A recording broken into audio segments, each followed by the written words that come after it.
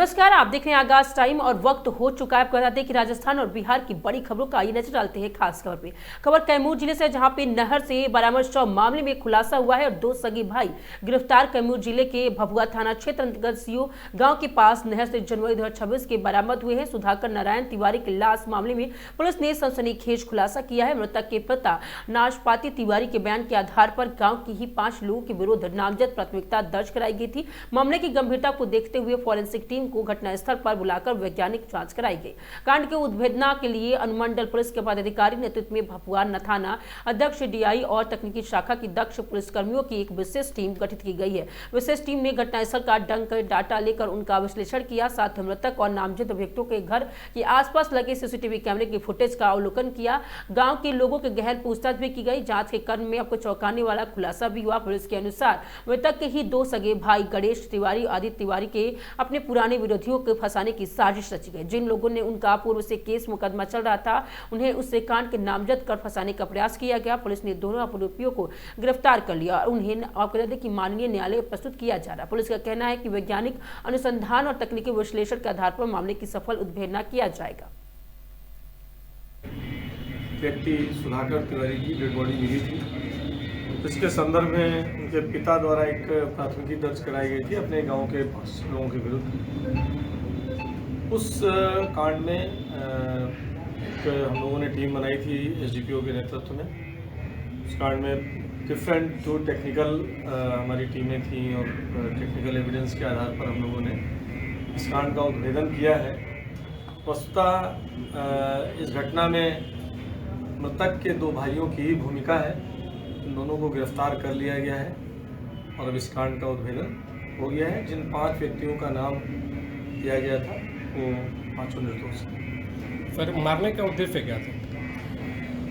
इसमें जो हम लोगों ने अब तक एविडेंस मिला है, कुछ सीसीटीवी फुटेज हमें मिले हैं और पूछताछ स्थानीय लोगों के कुछ बयान मिले हैं। उसके आधार पर ये बात आई प्रकाश में कि जिस दिन ये घटना हुई है, जिस रात को, उसी दिन संध्या समय मृतक ने काफ़ी शराब पी ली थी और वो एक गांव में ही हल्ला गुल्ला कर रहा था। उसके परिजनों को जब ये पता चला तो वो उसको पकड़ करके लाए हैं। रास्ते में वो काफ़ी उपद्रव कर रहा था, उसके हाथ वाथ भी इन लोगों ने बांधा है, धक्का मुक्की करके उसको घर में लाए हैं। और जैसा इन लोगों ने पूछताछ में बताया है, उनका कहना है कि हम लोग घर में लाए और उसको हम लोगों ने कमरे में बंद कर दिया, चूँकि काफ़ी उपद्रव करता था वो शराब पीने के बाद। तो उसको कमरे में बंद करने के बाद हम लोग अपने कमरे में चले गए और परिवार के लोग और मिल है उस वहाँ चले गए। उस लड़के ने मृतक ने अपना फिर हाथ खोल लिया और उपद्रव करने लगा, दरवाजा वगैरह पीटने लगा, गाली गलौज करने लगा। फिर ये दोनों भाई कमरे पे गए, उन लोगों ने दरवाज़ा खोल के उसको कंट्रोल करने की कोशिश की, उसको ज़मीन में गिरा के उसका फिर हाथ बांधा है और बांध करके लोग फिर बाहर से ताला बंद करके चले गए। दूसरी बार जब वो देखने गए हैं तो वो मर चुका था। उसी में इनके दिमाग में खुराफात आया कि जो इनके गांव में जिन लोगों से इनका विवाद है तो ना उनको फंसा दिया जाए। और गहरी रात होने पर इन लोगों ने उसको स्कूटी में ले जा करके नहर में फेंक दिया। सुबह जब इसके परिवार के माता पिता लोग पूछने लगे तो बताया कि नहीं, 7 बजे ही तो निकल गया था गाँव से, घर से, और आया नहीं अभी तक। उसके बाद ये लाश मिली और आगे की कार्रवाई किस तरह? इसमें दोनों की जो भूमिका है, दोनों को गिरफ्तार कर लिया, दोनों को हम लोग जेल भेज रहे हैं। और भी अगर इसमें कोई एविडेंस आता है इस किसी के भी विरुद्ध तो करना। खबर शेखपुरा से, जहां पे शहर के निजी सभागार में राष्ट्रीय लोक मोर्चा पार्टी की 30वीं स्थापना दिवस धूमधाम से मनाया गया। 30वें स्थापना दिवस पर सदस्यता अभियान शुरू किया गया। इस सदस्यता अभियान जिला संयोजक देवन मुखिया के नेतृत्व में किया गया। बड़ी संख्या में पार्टी के सदस्यता ग्रहण किए गए। जिला संयोजक देवन मुखिया ने बताया कि शेखपुरा जिला पार्टी के 30वें स्थापना दिवस पर सदस्यता अभियान चलाया गया। करीब 300 लोगों ने सदस्यता ग्रहण की। उन्हें बताया कि शेखपुरा में 1 लाख से अधिक लोग को जोड़ा जाएगा। जिला में पार्टी को विस्तार किया जाएगा। राष्ट्रीय लोक मोर्चा पार्टी की सदस्यता अभियान चलाया जाएगा। जनता की समस्या दूर किया जाएगा। जनता की समस्याओं को उपेंद्र कुशवाहा के समक्ष रखकर दूर किया जाएगा और इस सदस्यता अभियान में देवेंद्र कुशवाहा, चंदन कुशवाहा, रंजन कुशवाहा, उमेश कुमार, सुमन पंपोल और चंदन राम, निर्जन कुशवाहा, जितेंद्र कुमार, विनोद कुमार सहित पार्टी के प्रमुख लोगों के साथ अन्य लोगों ने सदस्यता ग्रहण की है।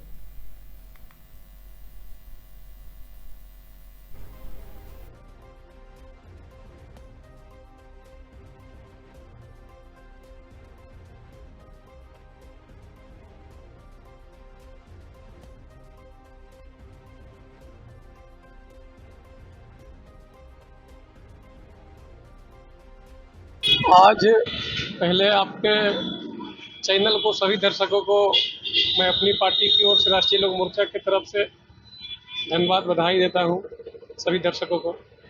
आज हम लोग का पार्टी का राष्ट्रीय लोक मोर्चा का तीसरा स्थापना दिवस के शुभ अवसर पर 21 फरवरी को हमारा पार्टी को 23 में अभी स्थापना हुआ था।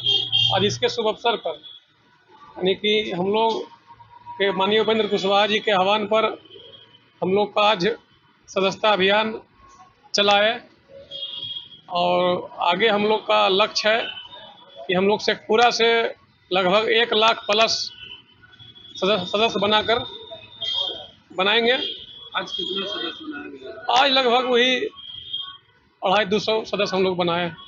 इस तरह लगातार जारी रहेगा। 25 मार्च तक हम लोग का चलेगा। पार्टी का क्या उद्देश्य क्या है? पार्टी का उद्देश्य है कि हम लोग का जो भी पार्टी के चाहने वाले हैं, माननीय उपेंद्र कुशवाहा जी के विचार से जुड़ने वाले हैं, उनको जोड़ना है और अधिक से अधिक और लोग को जोड़ना है और संगठन को विस्तार करना है, पार्टी को आगे बढ़ाना है। क्या नाम हुआ? मेरा नाम हुआ देवन मुखिया, जिला संयोजक शेखपुरा।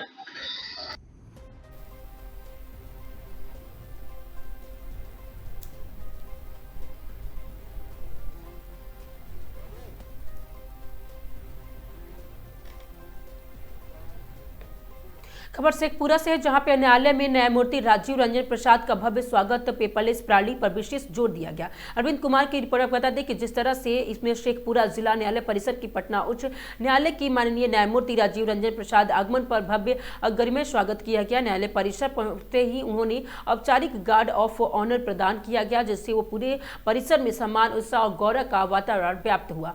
बार एसोसिएशन और द्वारा सामूहिक अभिनंदन किया गया। इस अवसर पर शेखपुरा एसोसिएशन की ओर से संयुक्त सचिव चंद्रमौली यादव, अध्यक्ष विनोद कुमार, सचिव विपिन सिंह सहित अधिवक्ताओं ने एक साथ पुष्पगुच्छ देकर शॉल भेंट करके माननीय न्यायमूर्ति के सामूहिक स्वागत और सम्मान किया। अधिवक्ताओं के उल्लेखनीय उपस्थिति के कार्यक्रम को विशेष गरिमा प्रदान की गई। प्रधान जिला और सत्र न्यायाधीश संतोष कुमार तिवारी, जिला पदाधिकारी शेखर आनंद, पुलिस अधीक्षक बलराम कुमार चौधरी तथा न्यायिक पदाधिकारी के औपचारिक रूप से माननीय न्यायमूर्ति का स्वागत किया गया। न्यायालय का गहन निरीक्षण, डिजिटल व्यवस्थाओं का भी समीक्षा किए गए। दौरे के क्रम में माननीय न्यायमूर्ति शेखपुरा जिला न्यायालय का विस्तृत और गहन निरीक्षण किया गया। न्यायालय की आधारभूत संरचना, लंबित मामलों की स्थिति, रिकॉर्ड प्रबंधन प्रणाली, डिजिटल संसाधनों तथा प्रशासनिक कार्य प्रणाली की विस्तार से समीक्षा की गई। निरीक्षण के दौरान उन्होंने विशेष रूप से पेपरलेस वर्क सिस्टम और ई फाइलिंग व्यवस्था पर जोर दिया गया। उन्होंने कहा कि वर्तमान समय में न्यायालयों की आधुनिक तकनीकी जोड़ना अत्यंत आवश्यक है और भविष्य की न्याय प्रणाली पूर्णतः डिजिटल और पारदर्शी होनी चाहिए। ई फाइलिंग को बढ़ावा देने के भी आह्वान किया। संयुक्त सचिव चंद्रमौली यादव ने मीडिया को जानकारी देते हुए बताया कि माननीय न्यायपूर्ति की सोच दूरदर्शी और प्रगतिशील के उन्हें स्पष्ट मत है। न्यायालयों में कागज रहित कार्य प्रणाली को प्राथमिकता देनी चाहिए ताकि पारदर्शिता सुनिश्चित हो और समय की बचत हो तथा वादिकारियों को त्वरित न्याय मिल सके। उन्होंने बताया कि माननीय न्यायमूर्ति अधिवक्ताओं से विशेष आग्रह किया, बेल आवेदन सहित अन्य सभी वायदों को फाइलिंग अधिकारी और फाइलिंग के माध्यम से ही किया जाए और इसे न्यायिक प्रक्रिया में आएगी। अब कहते हैं कि रिकॉर्ड सुरक्षित रहेगा तथा आवश्यक विलंबन समस्याएं कभी समाप्त होगी। न्यायालय के आधुनिकीकरण की दिशा में महत्वपूर्ण पहल भी देखी गई। संयुक्त सचिव चंद्रमौली यादव ने अपने विस्तृत वक्तव्य में कहा कि यह दौरा शेखपुरा न्यायालय के लिए ऐतिहासिक और प्रेरणादायक क्षण है। माननीय न्यायमूर्ति के मार्गदर्शन से न्यायालय में ई प्रणाली और अब कहते हैं कि अधिक से अधिक सुदृढ़ किया जाएगा तथा पेपरलेस व्यवस्था को प्रभावी रूप से लागू किया जाएगा। उन्होंने कहा कि इस निरीक्षण की प्रभाव दूरगामी होगा। न्यायालय की कार्यप्रणाली में पारदर्शिता, जवाबदेही और दक्षता सुनिश्चित करने की दिशा में एक महत्वपूर्ण कदम है। डिजिटल प्रणाली और लागू होने से आम जनता की सुविधा मिलेगी और न्यायिक प्रक्रिया अधिक सुव्यवस्थित, तीव्र और सुचारू होगी। माननीय न्यायमूर्ति के इस निरीक्षण में मार्गदर्शन को शेखपुरा जिला न्यायालय को आधुनिकीकरण दिशा में एक ठोस, सकारात्मक और दूरगामी पहल के रूप में देखा जा सकता है। ये दौरा प्रशासनिक दृष्टि से अत्यंत महत्वपूर्ण तथा अधिवक्ताओं और न्यायिक प्राधिकारियों के लिए प्रेरणा का स्रोत बना रहेगा।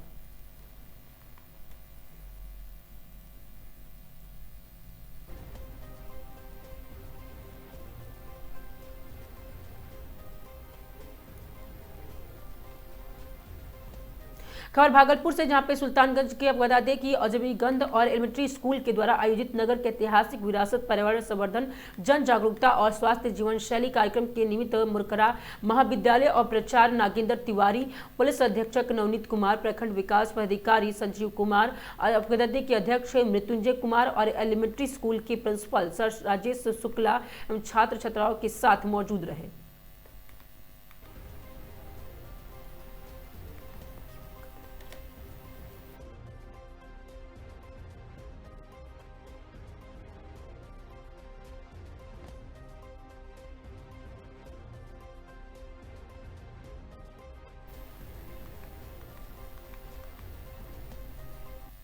खबर भागलपुर से, जहां पे आपको बता दें कि अजीब गबरीनाथ धाम शिव विभाग के दौरान नए नगर भ्रमण के लिए निकली और उत्कृष्ट झांकियों को शनिवार को पुरस्कृत किया गया, जिसमें से शनिदेव की किरदार निभाने वाले अंकित कोचिंग सेंटर के अंकित गुप्ता को प्रथम स्थान प्राप्त हुआ। आपको बता दें कि अजब गबरीनाथ मंदिर के महंत प्रेमानंद गिरी ने प्रथम स्थान प्राप्त करने वाले अंकित गुप्ता को 6100 रुपये नकद, ट्रॉफी और प्रशस्ति पत्र देकर सम्मानित किया।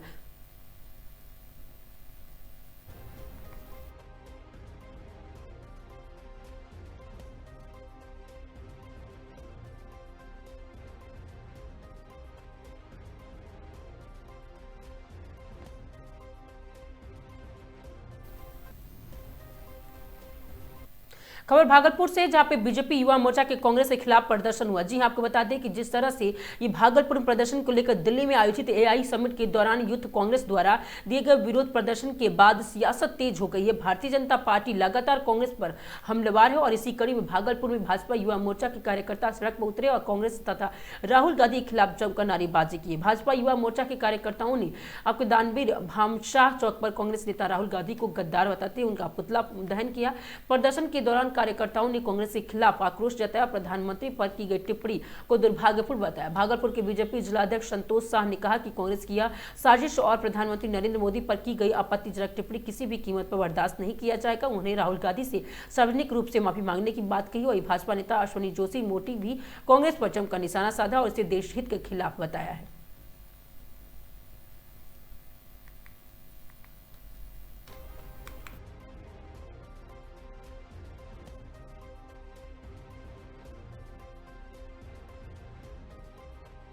क्या कारण था सड़क पे उतरे हैं? कल भारत मंडपम में एआई समिट में जब पूरे विश्व के डेलीगेट्स आए हुए थे, कांग्रेस विंग के लोगों ने जिस प्रकार से अर्धनग्न प्रदर्शन करके उस समिट को रोकने का काम, जो पूरे विश्व के अंदर भारतीय लोकतंत्र में किस प्रकार से नरेंद्र मोदी जी ने पूरे विश्व में भारत का नाम, एआई समिट की जो संभावनाएं हैं विश्व के अंदर, भाषा हो, संस्कृति हो, सभ्यता हो, कृषि हो, अन्य क्षेत्रों में एआई की जो संभावना है उसको किस प्रकार से कर सकते हैं, उस पर जिस प्रकार का समिट उन्होंने किया था और विश्व में ग्लोबल लीडर के रूप में मोदी जी सामने उभर रहे हैं, तो कांग्रेस को पच नहीं रहा। जो हमारी भारतीय संस्कृति रही है अतिथि देवो भव का, वही हमारे अतिथियों के सामने अर्धनग्न प्रदर्शन करके भारतीय संस्कृति को भी कलंकित करने का काम, यहाँ की सभ्यता और संस्कृति को। इसीलिए आज हमारे युवा मोर्चा श्री आशीष पांडे के नेतृत्व में और राहुल गांधी का ये पुतला दहन कार्यक्रम, क्योंकि हम बताना चाहते हैं कि हम अपने अतिथियों का अपमान नहीं, देश के यशस्वी प्रधानमंत्री का अपमान ने जो कुत्सित प्रयास कांग्रेस विंग के लोगों ने किया है उसको मुंह तोड़ जवाब देने का काम आज यहाँ पर भागलपुर के हमारे युवा कार्यकर्ताओं ने किया है। आज भारतीय जनता युवा मोर्चा के नेतृत्व में देश के विपक्ष के नहीं नेता राहुल गांधी का पुतला दहन का कार्यक्रम स्थानीय भामाशाह चौक पर किया गया है। एआई समिट में जिस तरह से कांग्रेस ने और राहुल गांधी के गुर्गों ने देश का अपमान करने का काम किया, देश की संस्कृति और विरासत को जो देश के प्रधानमंत्री आदरणीय नरेंद्र मोदी जी अक्षुण्ण रखने का कार्य कर रहे हैं, उसको कहीं न कहीं बदनाम करने की ये ओछी राजनीति जो राहुल गांधी और उसकी टीम ने की है, उसके विरोध में आज हमने पुतला दहन किया है। भारतीय जनता युवा मोर्चा के अध्यक्ष आशीष जी के नेतृत्व में, संतोष जी के नेतृत्व में आज भागलपुर कि युवा भागलपुर की आम जनता आप देख रहे हैं, जनमानस सड़क पर राहुल गांधी और कांग्रेस का विरोध करने के लिए हम उतरे हैं। आने वाले समय में राहुल गांधी और उसकी टीम जो राहुल लश्कर की टीम है, वो टीम यदि माफी नहीं मांगेगी और देश के सामने यदि जो जिस तरह का कृत्य इन्होंने फैलाया है, इस कृत्य को जो देश का अपमान किया है, उस अपमान का उनको माफी मांगनी होगी, नहीं तो पूरा चरणबद्ध आंदोलन भारतीय जनता पार्टी और युवा मोर्चा की टीम अनवरत करती रहेगी।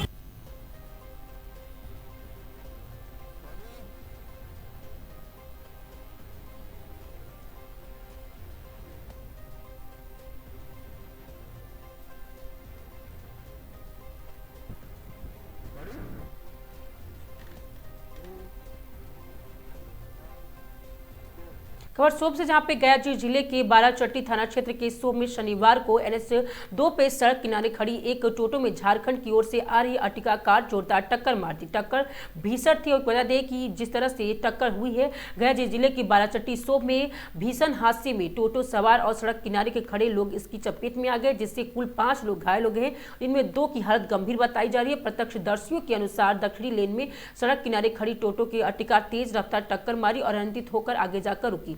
घटना के बाद मौके पर अफरा तफरी मच गई। सूचना मिलते ही पुलिस मौके पर पहुंची, जबकि ग्रामीण की मदद से तुरंत घायलों को सामुदायिक स्वास्थ्य केंद्र बाराचट्टी पहुंचाया गया। स्वास्थ्य प्रबंधक राकेश कुमार बताया कि प्राथमिक उपचार के बाद गंभीर रूप से घायल सविता देवी 32 वर्ष जो बताई जा रही है, ग्राम पोखरिया और निशा कुमारी 30 वर्ष बताई जा रही है, चांदो थाना धनगाई के बेहतर इलाज के लिए मगध मेडिकल कॉलेज अस्पताल रेफर कर दिया गया है। अन्य घायलों को अमरजीत कुमार जो 20 वर्ष के बताए जा रहे हैं, कलवा का, और सविता कुमारी 30 वर्ष और महुआरी और संजय साव 45 वर्ष और बुनियादी बीघा शामिल है, जिनका इलाज CSC बाराचट्टी में चल रहा है। थाना अध्यक्ष सह इंस्पेक्टर अमरेंद्र किशोर ने 4 बजे जानकारी देते हुए बताया कि शोभ में सड़क किनारे खड़ी टोटो में एक अर्टिगा कार ने टक्कर मारी। वही कार चालक रमेश कुमार राम ग्राम चंद्रपुरा जिला बोकारो को पुलिस हिरासत में लेकर थाना ले गई है और आगे की कार्रवाई जारी है। ग्रामीण ने आरोप लगाया कि सड़क किनारे में फल सब्जी ठेला वालों में अतिक्रमण और मनमानी के कारण सड़क सक्रिय हो गई है, जिससे आए दिन हादसे की आशंका बनी रहती है। प्रशासन ने अतिक्रमण हटाने की मांग की है।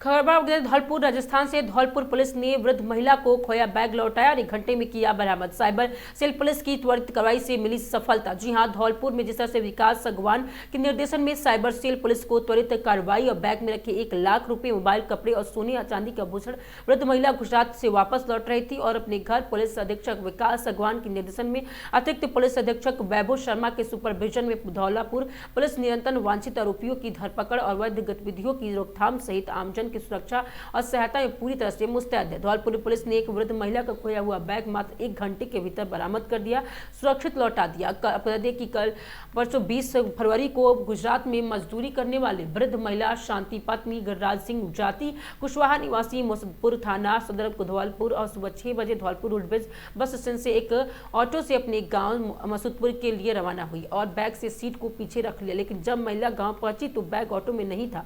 ध्यान से देखा तो ऑटो की सीट पीछे की तरफ से पर्दा फटा हुआ था। महिला और परिजन ने फिर वापस उसी रास्ते पर बैग को काफी खोजा, लेकिन कल शाम तक कोई सफलता नहीं मिली। इसके बाद 9:30 महिला अपने परिजनों के साथ पुलिस अधीक्षक कार्यालय धौलपुर पहुंची तो पुलिस अधीक्षक विकास सगवान ने निर्देश में साइबर सेल प्रभारी नरेंद्र कुमार डैंडकानी तेतुत के हरविंदर सिंह तत्परता के तकनीकी संसाधनों के उपयोग से बैग की तलाश रवाना हुए और सोपी रोड पर एक नाले में बैग मिला, जिसको पुलिस टीम द्वारा महिला और परिजनों ने चेक किया तो उसमें पूरे 1 लाख रुपए, सोने की बारी, चांदी के बिछे और पायल के एक मोबाइल सुरक्षित मिले, जिससे महिला को महज 1 घंटे में सकुशल सुपुर्द किया गया। पुलिस की इस तत्परता और माननीय पहल क्षेत्र में आमजन की पुलिस पर भरोसा और मजबूत हो गया है। साइबर सेल की टीम कार्रवाई की कनी हरविंदर सिंह भविष्य भूमिका रही है।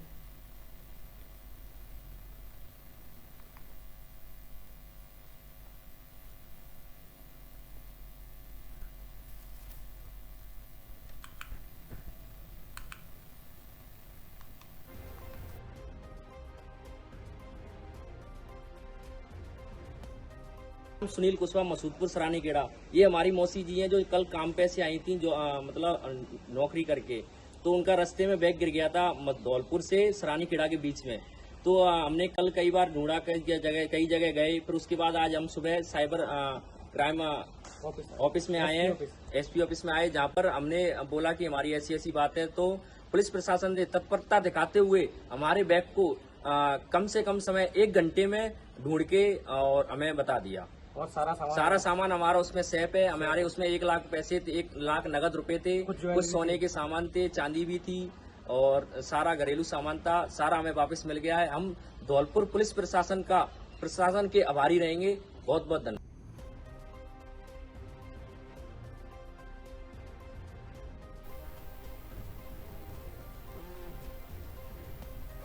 सुनील कुशवाहा, मसूदपुर सरानी गेड़ा। ये हमारी मौसी जी हैं जो कल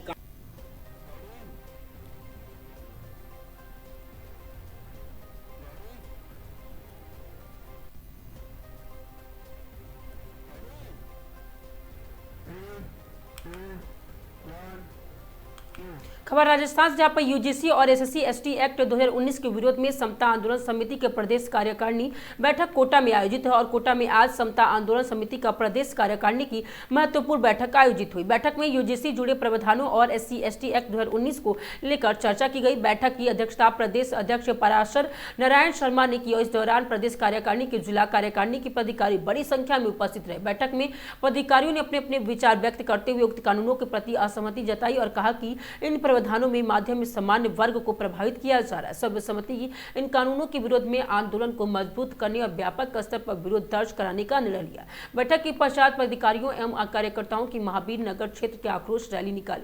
रैली के माध्यम से यूजीसी सहित अन्य कानूनों के खिलाफ जन जागरण का प्रयास किया गया। पदाधिकारियों ने कहा कि आगे भी चरणबद्ध तरीके से आंदोलन चलाया जाएगा। समाज विभिन्न वर्गों को जोड़कर अपनी बात सरकार तक पहुंचाई जाएगी।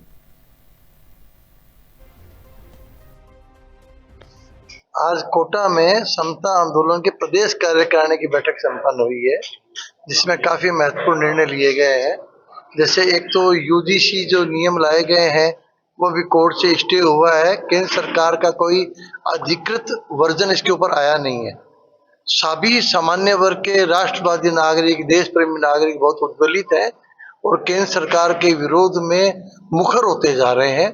और आज भी निर्णय यही हुआ है कि समता आंदोलन द्वारा इस यूजीसी जो नियमावली है इसका मुखर विरोध किया जाएगा, हर स्तर पर किया जाएगा। और जब तक इसको रोल बैक नहीं किया जाता, वापस निरस्त नहीं किया जाता है, तब तक भाजपा का हर स्तर पर हर तरह से विरोध किया जाएगा, क्योंकि केंद्र में भाजपा सरकार है। हम उसी को पूरी तरह से दोषी मानते हैं। दूसरा निर्णय यह हुआ है कि जैसे ओबीसी का उपवर्गीकरण बहुत ज्यादा जरूरी है, अपने जो उपवर्गीकरण किया जाना चाहिए। राजस्थान में टूटा फूटा सा किया हुआ है, जैसे गुजरों को एसबीसी के नाम से दिया हुआ है, 5% बढ़ा के दिए, ये गलत है। ओबीसी में उन जातियों को प्रमुखता दी जानी चाहिए जिनको आज तक कोई लाभ मिला ही नहीं है, और 4-5 जातियां जो सारा लाभ बढ़ते जा रही हैं उनको मिनिमाइज किया जाना चाहिए और एक ग्रुप में डाल करके, जैसे वर्मा आयोग ने रिकमेंड कर रखा है, राजस्थान का वर्मा आयोग ने, उसी पैटर्न पर ओबीसी का उपवर्गीकरण किया जाना चाहिए। हमने जो रिट लगा रखी है उसको परस्यू किया जाएगा, सरकारी स्तर पर भी, केंद्र सरकार के स्तर पर भी और न्यायिक स्तर पर भी किया जाएगा। तीसरा, SC ST से क्रीमी लेयर को बाहर किया जाना बहुत ज्यादा जरूरी है। इसके लिए भी आज निर्णय किया गया। हमारी रिट पेंडिंग है। अभी सुप्रीम कोर्ट ने 10-15 दिन पहले तारीख पड़ी थी, तो केंद्र सरकार से एफिडेविट मांगा हमारी रिट पर, जो 2018 से पेंडिंग है। उस रिट को परस्यू किया जाएगा, केंद्र सरकार को परस्यू किया जाएगा और SC ST में जन जागरण लाया जाएगा कि जब तक SC ST से क्रिमिनल लोगों को बाहर नहीं किया जाता है तब तक सामाजिक न्याय की अवधारणा पूरी नहीं हो सकती है और आरक्षण और सरकारी योजनाओं का लाभ वंचित वर्ग तक SC ST में नहीं पहुंच सकता है। तो एक मुद्दा ये भी आज डिसाइड किया गया है, निर्णय लिया गया है कि जो TSP एरिया राजस्थान का, उसमें बड़े असंवैधानिक रूप से जो सरपंच हैं, प्रधान हैं, नगर पालिका अध्यक्ष हैं, उनके 100% पदों को आरक्षित कर दिया गया है। ओबीसी को, जनरल को कोई ऐसे कोई मतलब आरक्षण नहीं है, मतलब कोई मौका ही नहीं है, वर्षों बरस से चले आ रहे हैं। ये पूरी तरह से असंवैधानिक है। इसको चैलेंज करने के लिए हम प्रयास कर रहे हैं और हमारे पास 14-15 पिटीशन आ चुके हैं TSP एरिया के। जल्दी रिट लगा करके लोगों को ध्यान आकर्षित किया जाएगा और टीएसपी एरिया में भी एक सामाजिक न्याय की अवधारणा को बलवती करते हुए जो 100% आरक्षण दिया हुआ है लोकल बॉडीज में, पंचायती राज के अंदर प्रमुख पदों पर, उसको समाप्त करवाने के लिए प्रयास किया जाएगा, न्याय के स्तर पर भी, सरकारी स्तर पर भी और जनता के स्तर पर भी।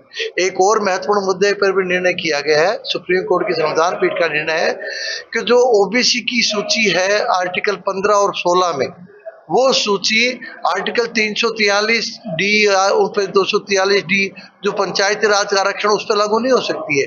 उसमें सरकार को आंकड़े इकट्ठे करने पड़ेंगे कि किस जाति वर्ग को पंचायती राज में या नगर पालिकाओं में उचित प्रतिनिधित्व नहीं मिल रहा है।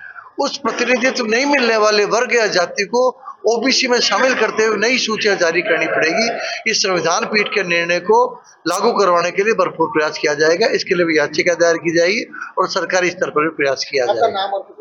मेरा नाम पाराशर नारायण शर्मा है, अध्यक्ष समता आंदोलन।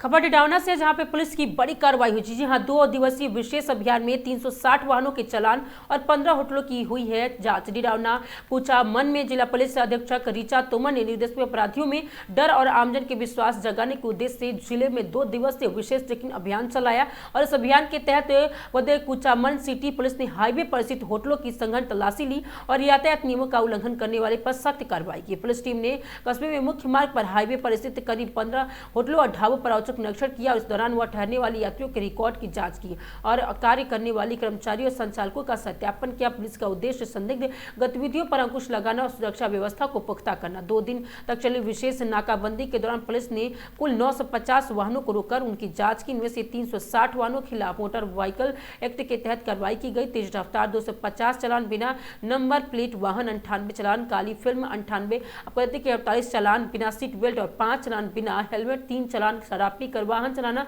और 1 वाहन जब्त। धारा 185 के तहत पुलिस अधिकारियों ने बताया कि अभियान केवल 2 दिनों तक सीमित नहीं रहेगा, बल्कि आगामी दिनों में भी इस तरह का आकस्मिक नाकाबंदी और चेकिंग जारी रहेगी। पुलिस का मुख्य उद्देश्य सड़क दुर्घटनाओं में कमी लाना, आपराधिक प्रवृत्तियों को लोगों पर लगाम कसना।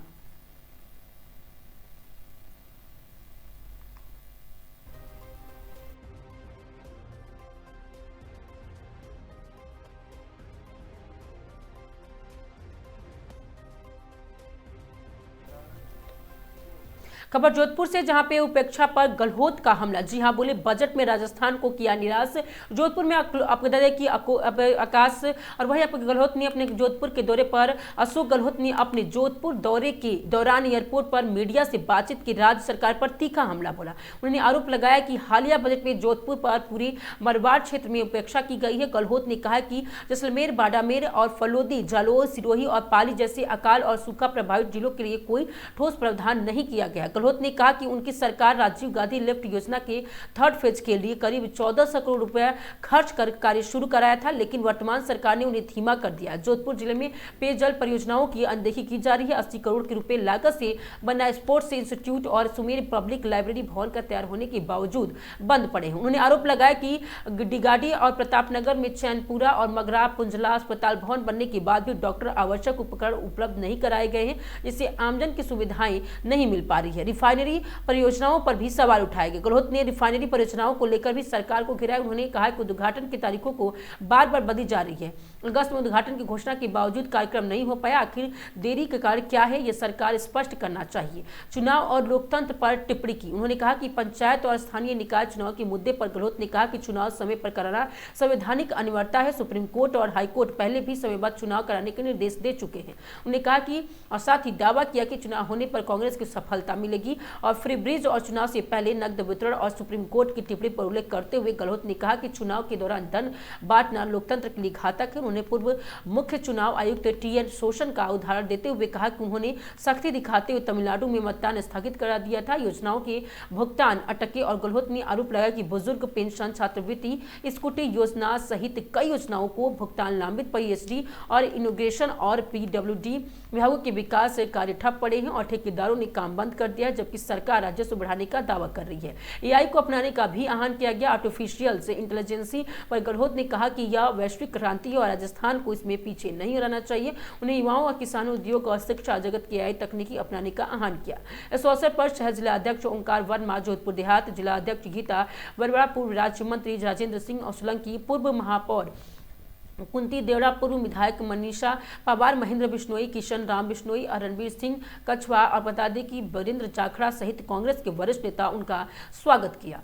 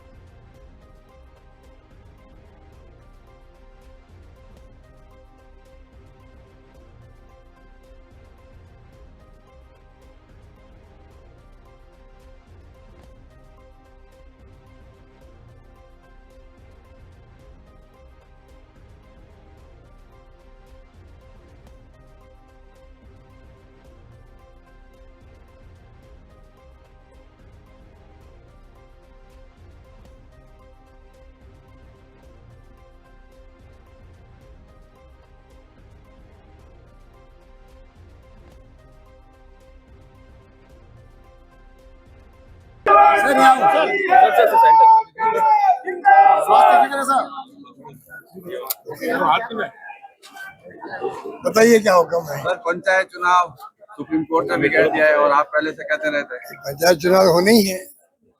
इस तरह निकायों के पंचायत चुनाव होने ही है और कांग्रेस कामयाब होगी। इन्होंने बहुत ही इस प्रकार से सशक्त कर दिए इन्होंने। उनके बड़ा रिएक्शन था, टाइम पे चुनाव होना आवश्यक था। सुप्रीम कोर्ट, हाई कोर्ट और कई बार कह चुका है कि टाइम पे चुनाव हो। संविधान में संशोधन के बाद में टाइम पे चुनाव होना आवश्यक होता है। ये बिना मतलब उसको लंबा खींच रहे थे। अब कोर्ट के आदेश से मैं उम्मीद करता हूँ कि वो करना पड़ेगा। उदयपुर फाइल्स की जो चल रही है, मेन बात देखिए ये है कि बजट जो आया था ना, तो उपेक्षा हुई है जोधपुर की भी और पूरे संभाग मारवाड़ की भी। मारवाड़ के स्थिति अलग है। जैसलमेर, बाड़मेर, फरोदी, जालौन, सिरोही, जो भी स्थिति है पाली, वहाँ स्थिति आकाश होकर पड़ते रहे थे। कई योजना ऐसी थी जिनको लेना चाहिए हाथ में। ये तो ठीक है, हम लोगों ने थर्ड फेज जो है राजीव गांधी लिफ्ट का, वो स्टेट गवर्नमेंट के खर्चे पे लगभग 1400 करोड़ रुपया हमने लगा दिया। वो काम चल रहा, वो धीमा हो गया है। अगर मैं इनके भरोसे रहता केंद्र सरकार के कि फॉरेन फंडिंग आएगी तब शुरू करेंगे, तो अभी तक वो काम शुरू नहीं हो पाता अभी तक भी। और पूरा जोधपुर जिले के गांव है, आसपास के इलाके हैं, सब जगह पानी पहुंचना है पीने के लिए। तो ये उपेक्षा कर रहे हैं। तो काम पूरे होंगे। जो हमारा जो स्पोर्ट इंस्टीट्यूट बना हुआ 80 करोड़ का बंद पड़ा है, खिलाड़ियों को उसका लाभ मिल नहीं रहा है। सुबह पब्लिक लाइब्रेरी है, बंद पड़ी है। शानदार बिल्डिंग बन गई, अच्छी अच्छी बिल्डिंग बन गई। डीगाड़ी के अंदर, प्रताप नगर में, चैनपुरा वगैरह, पूंडला में शानदार बिल्डिंग बड़ी है। अस्पतालों की ना डॉक्टर लगाए ना उपकरण आए वहाँ पर। इतना उपेक्षा का भाव रखना नहीं चाहिए किसी सरकार को। फिनटेक यूनिवर्सिटी भी आपने इतनी बड़ी फिनटेक यूनिवर्सिटी बिल्डिंग धीरे धीरे काम चला रहे, इतना बड़ा इंस्टीट्यूट वो भी है। तो ये पता नहीं क्यों उपेक्षा करें जोधपुर की, ये समझ के परे है। रिफाइनरी भी अभी तक शुरू नहीं हो पाई। रिफाइनरी ज्यादा दे रहे, बार बार अगस्त में कह रहे हम करेंगे उद्घाटन, उसका क्यों नहीं कर रहे हैं? गृह मंत्री के बाद जोधपुर आ चुके हैं। तो स्पोर्ट्स कॉम्प्लेक्स भी है, सुबह लाइब्रेरी है, जो काम यहाँ हाथ में पड़े हैं।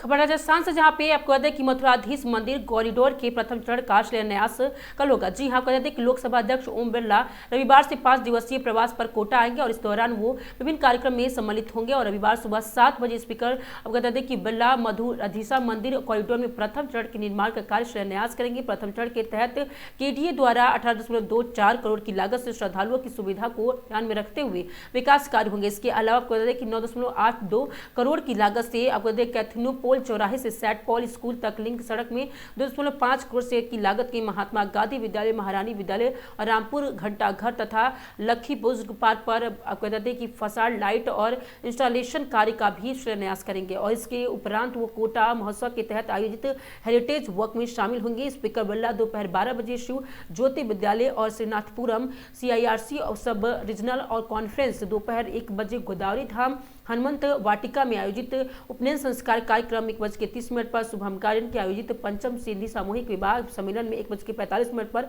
मल्टीपर्पज विद्यालय में कोटा सभाग शारीरिक शिक्षक अधिवेशन में 9 वर्ष स्नेह मिलन 2 बजे, दशहरा मैदान में ST SC OBC कर्मचारी संयुक्त संगठन के अभियान और वही अधिवेशन 3 बजे बूंदी रोड पर आयोजित चौरसिया समाज और युवक युवती परिचय और सम्मान समारोह में 4 बजे और ऑडिटोरियम न्यायपुरा में आयोजित रैंगर स्नेह मिलन में समारोह में भामाशाह प्रतिभा सम्मान और समारोह में 5:30 पर रिवर फ्रंट पर मां चंबल की आरती और शाम 6 बजे देवनारायण मंदिर गोरखनंदनपुरा और आयोजित पूर्ण पुरोहित कार्यक्रम में शामिल होंगे।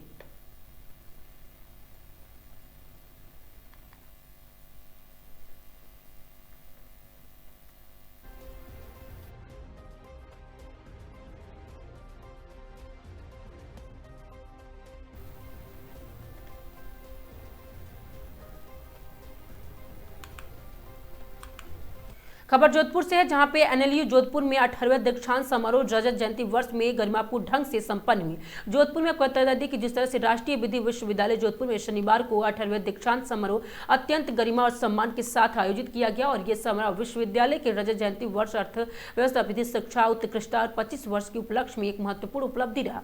दीक्षांत समारोह के मुख्य अतिथि माननीय न्यायमूर्ति सूर्यकांत कुमार और न्यायाधीश भारत के सर्वोच्च न्यायालय रहे दीक्षांत, जिन्होंने संबोधन प्रदान किया। समारोह में अध्यक्षता माननीय श्री न्यायमूर्ति संजीव प्रकाश शर्मा, कार्यवाहक मुख्य न्यायाधीश राजस्थान उच्च न्यायालय और कुलपति राष्ट्रीय विधि विश्वविद्यालय के जोधपुर ने की। और यह अवसर विशेष आमंत्रित माननीय श्री न्यायमूर्ति विजय बिश्नोई, न्यायाधीश भारत के सर्वोच्च न्यायाधीश और न्यायालय से सदस्य मान्य परिषद राष्ट्रीय विधि विश्वविद्यालय जोधपुर की गरिमाई उपस्थिति से और विशिष्ट हुआ। अब बता दें कि माननीय श्री न्यायमूर्ति संदीप मेहता, न्यायाधीश भारत के सर्वोच्च न्यायालय और आगंतुक राष्ट्रीय विधि विश्वविद्यालय जोधपुर समारोह के विशिष्ट अतिथि के रूप में उपस्थित हुए। इसके अतिरिक्त समारोह में माननीय डॉक्टर न्यायमूर्ति पुष्पेंद्र सिंह भाटी, न्यायाधीश राजस्थान उच्च न्यायालय के माननीय श्री न्यायमूर्ति दिनेश मेहता, न्यायाधीश दिल्ली उच्च न्यायालय माननीय श्री न्यायमूर्ति विनीत कुमार माथुर, न्यायाधीश राजस्थान उच्च न्यायालय सहित राजस्थान उच्च न्यायालय के अनेक वर्तमान और पूर्व न्यायाधीश विश्वविद्यालय के वैधानिक निकाय के सदस्य, संकाय सदस्य, अभिभावक और विद्यार्थी बड़ी संख्या में उपस्थित रहे। अपने दीक्षांत संबोधन में माननीय श्री न्यायमूर्ति सूर्यकांत ने कानून को एक जीवंत और सतत विकसित होने वाला मंच बताया, न कि कोई स्थिर संरचना। और उन्होंने कहा कि कानून अब कभी भी पूर्ण नहीं होता है, बल्कि उन्हें सामाजिक परिवर्तन अनुरूप निरंतर विकसित होना चाहिए। उन्हें इस बात पर बल दिया कि विधि, शिक्षा और सार्वजनिक होना चाहिए।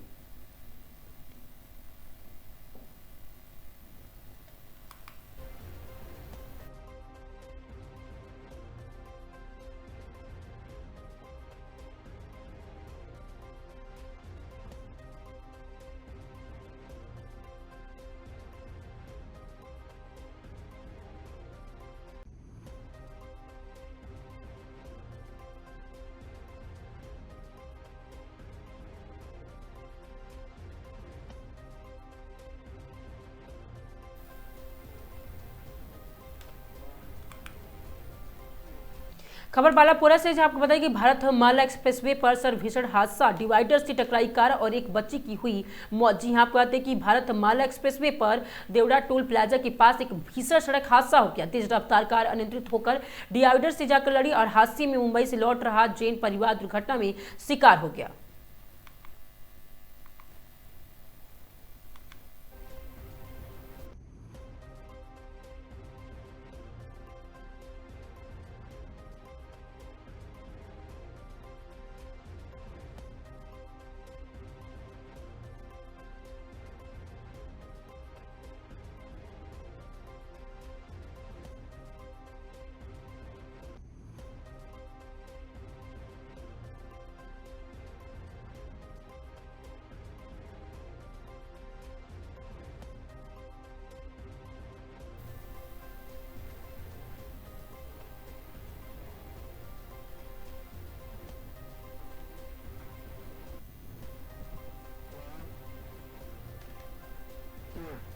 खबर बारातुरा से, जहां पे ऑपरेशन वज्र प्रहार के तहत सिवाना पुलिस की बड़ी कार्रवाई देखने को मिली है। जी हां, आप कहते हैं कि बालोतरा की पुलिस ने अवैध हथियार के खिलाफ अभियान चलाते हुए 2 आरोपियों को किया गिरफ्तार। पुलिस को सूचना मिली थी कि पारदरड़ी रोड पर 2 संदिग्ध युवक पिस्टल दिखाकर लोगों में दहशत फैला रहे थे। मौके पर पहुंची टीम को देख आरोपी भागने लगे, लेकिन घेराबंदी कर दोनों को दबोच लिया गया। तलाशी में एक अवैध देसी पिस्टल बरामद हुई। गिरफ्तार आरोपियों की पहचान विशाल सिंह और इशपाल के रूप में हुई है। फिलहाल पुलिस आर्म्स एक्ट के तहत मामला दर्ज करके पूछताछ में जुटी है और हथियार सप्लाई नेटवर्क की भी जांच कर रही है। अवैध हथियार के पुलिस के खिलाफ अभियान लगातार जारी है।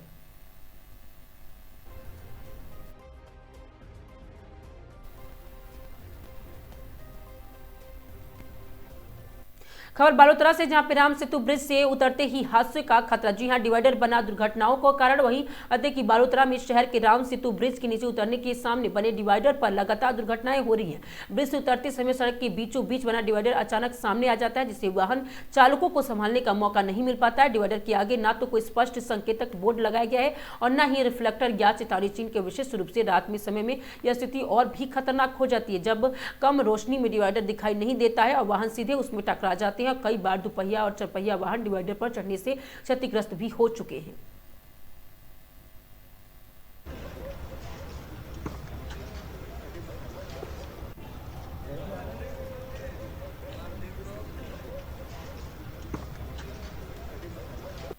खबर राजस्थान से, जहां पे कोटा महोत्सव में 2026 गणेश महाश्रृंगार और वंदना के साथ हुई भव्य शुरुआत की कोटा।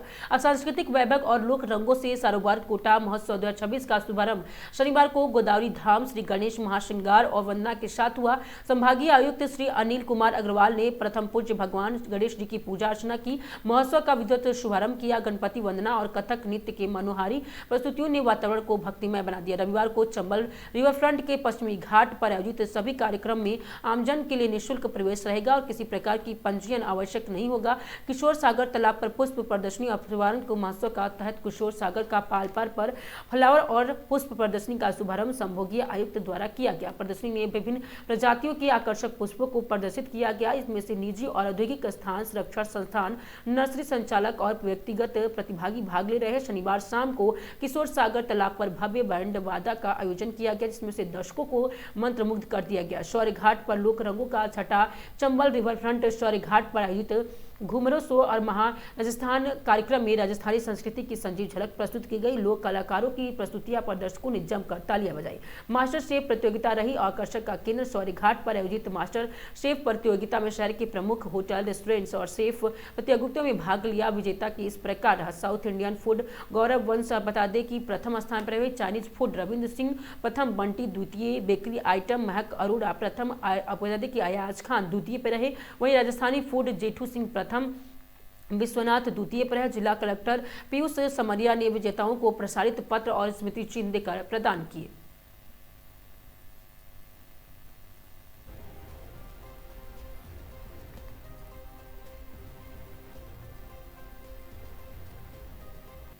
खबर बाड़मेर बायुती से, जहां पर 1 दिवसीय बाड़मेर प्रवास पर आए भारतीय जनता पार्टी के प्रदेश अध्यक्ष मदन राठौर को बायुती मुख्यालय पर भाजपा कार्यकर्ताओं ने प्रदेश प्रतिनिधि बालराम गुमुढ़ में नेतृत्व का स्वागत किया। मंडल अध्यक्ष हनुमान जाड़वी ने बताया कि प्रदेश अध्यक्ष का बायुती आगमन पर स्वागत और अभिनंदन किया।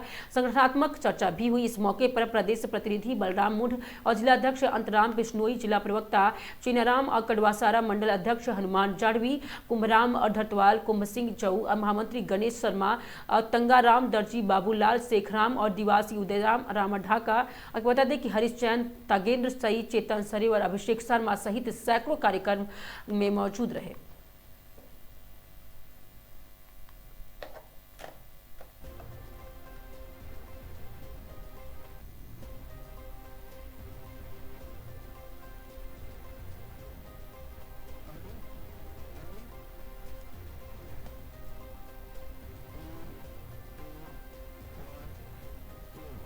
बिहार और राजस्थान की खबरों में आज के लिए सिर्फ इतना ही। देखते रहिए आगाज टाइम।